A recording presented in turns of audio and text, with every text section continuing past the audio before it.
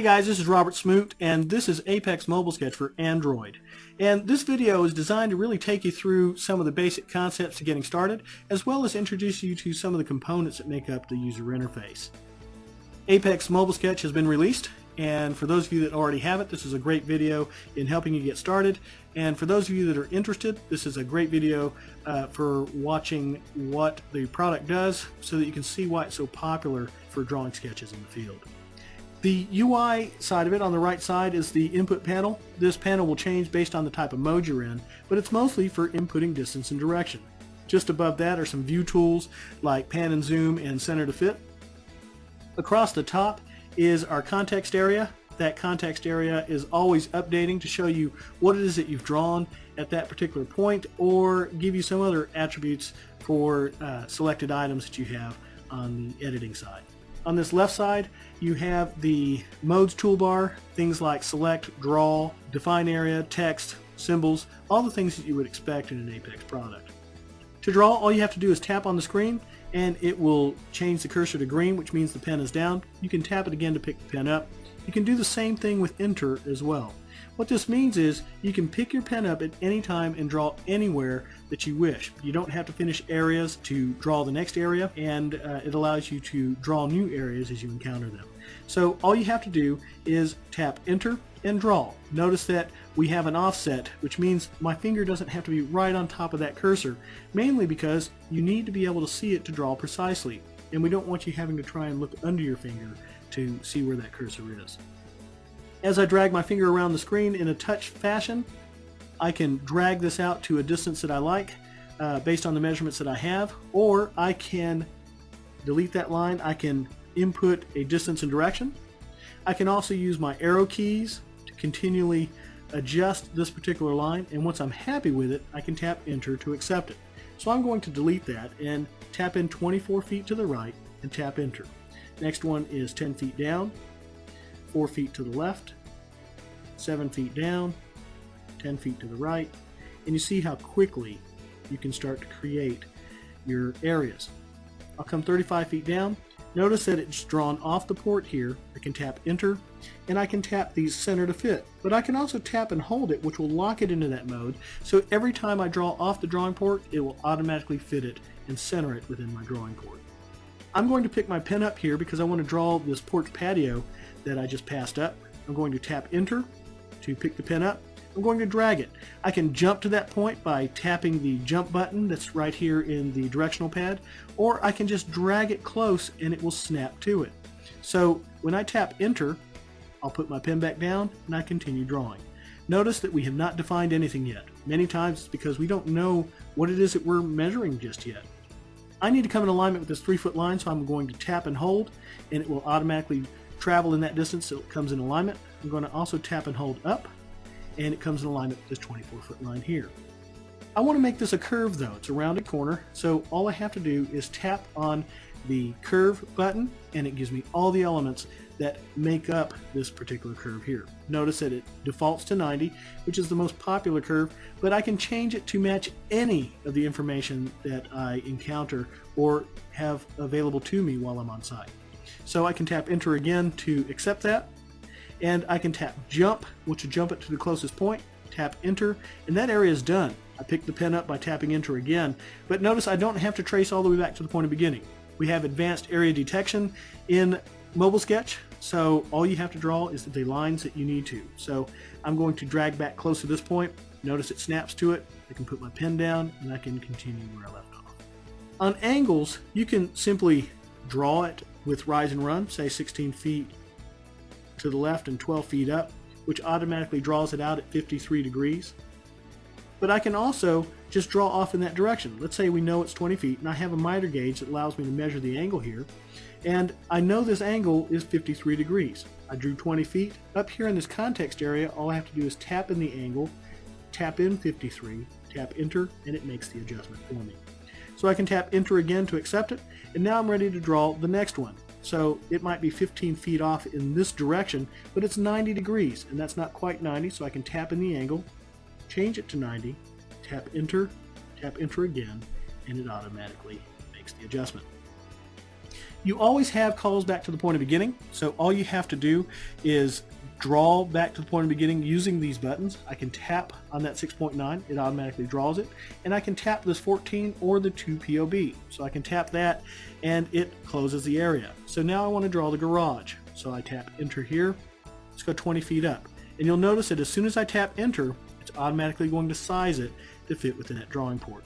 Again, you can long tap it to turn it off if you want, or you can long tap it to turn it back on, or you can just single tap it, giving you control over when you want it to center in that drawing port.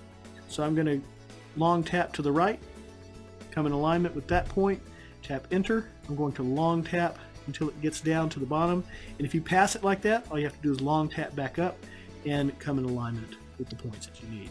So once you're happy with that, tap enter. I'm going to pick the pen up because I'm done. Again, you don't have to draw back to the point of beginning. And now I'm ready to draw other elements of the sketch. In this case, I have a second floor here that makes up this particular section of the second floor that sits over the first. But it also has these cantilevers out here that extend over the first floor, and I need to add those as well for that second floor. But in the same fashion, I'm only going to draw the lines that I need to. 12 feet down, I'm going to long tap to the left until it comes in alignment with the 6-foot line. I'm going to long tap down until it comes in alignment with this point between the 20 and 15-foot line. I'm going to accept that, and then I'm going to drag out to that line until it gets close. Notice that it snaps when you're dragging lines as well. I can tap enter. I'm going to tap enter again to pick the pen up, and now I need to add these sections that hang out over the first floor. In this case, they come out 5 feet, so I'm going to come out 5 feet, long tap until it comes in alignment with this 20-foot line, long tap up, tap enter, enter again to pick the pen up. Let's come to this side and do the same thing. 5 feet down, let's come across 14 feet, and let's go up 5 feet. So now I've drawn every line within this entire property without defining any of the areas just yet. So now all I have to do is define them. So I'll get into define area mode.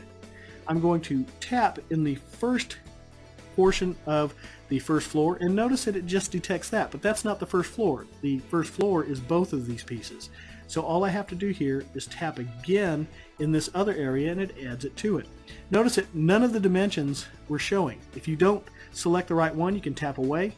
Again, I can tap this one, tap again, and it will add them together. But it only shows you the dimensions of what it's detected, mainly because you already know what the dimensions are up to this point. We're trying to reduce the amount of clutter so that you can see the shapes that you're trying to use as area definitions. So I'm happy with that shape. I'm going to press define, then I'm going to tap on gross living area and first floor. It gives me a preview of what it's going to look like. I tap OK. It returns me to my view, and now I can continue defining. I have a deck in this area, so I'm going to tap it and then tap define. I'm going to a porch patio type, but I want it to say deck. You can also, by the way, make negative and positive areas and change its factor if you'd like. But I'm going to tap in that. Your keyboard comes up. I'm going to make this a deck. I'm going to tap enter, and it changes it. And then when I tap OK, it automatically updates that label to match. Now I have the garage, so I'm going to tap there, tap define. I'm going to choose garage, tap OK, and it's done. Now I have the second floor, and it includes these two cantilever portions of it as well. So I'm going to tap this, but I'm going to tap this one and this section as well that adds it to it. So I'm going to define, go to my second floor, and tap OK.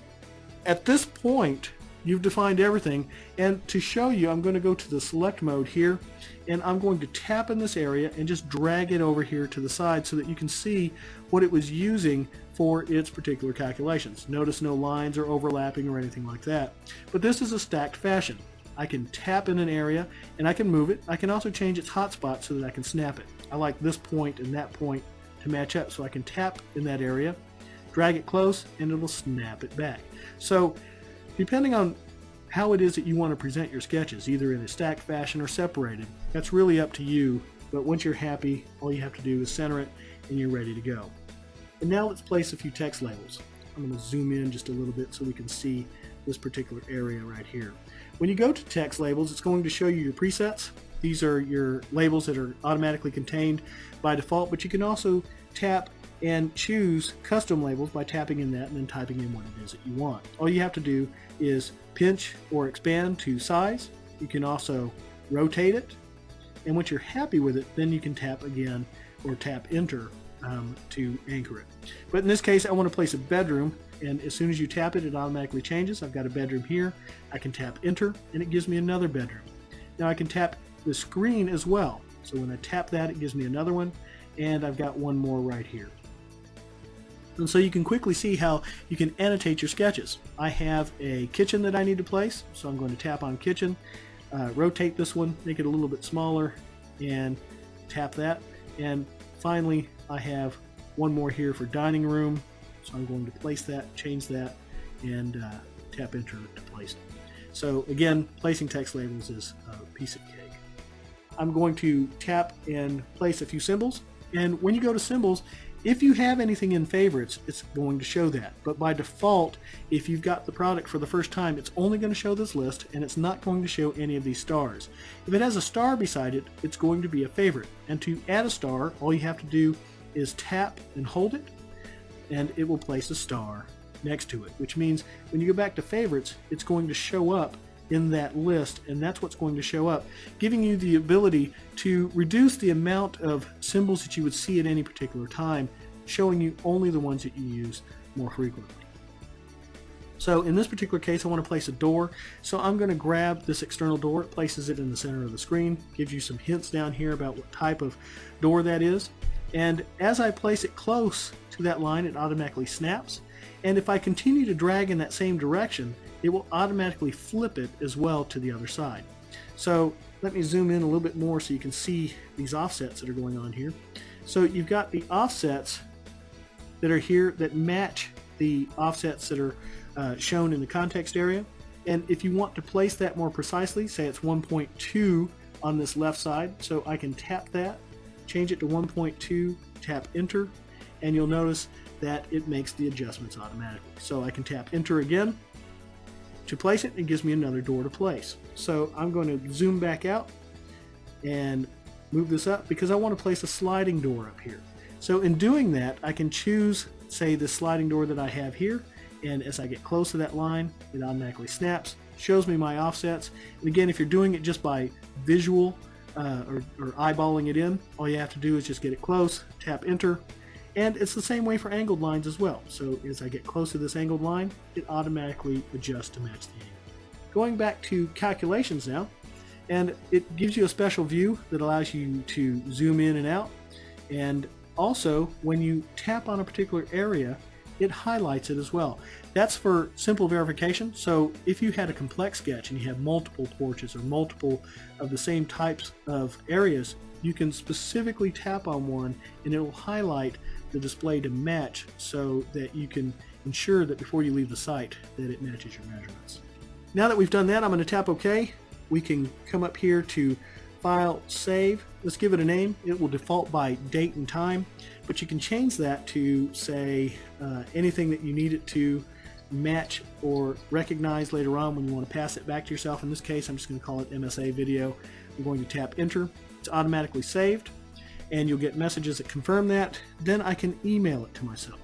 So it automatically attaches it, so you can email it. This does require Apex Sketch version 5.3 or higher, so if you already have version 5, all you have to do is get the update. That's not an additional cost to you.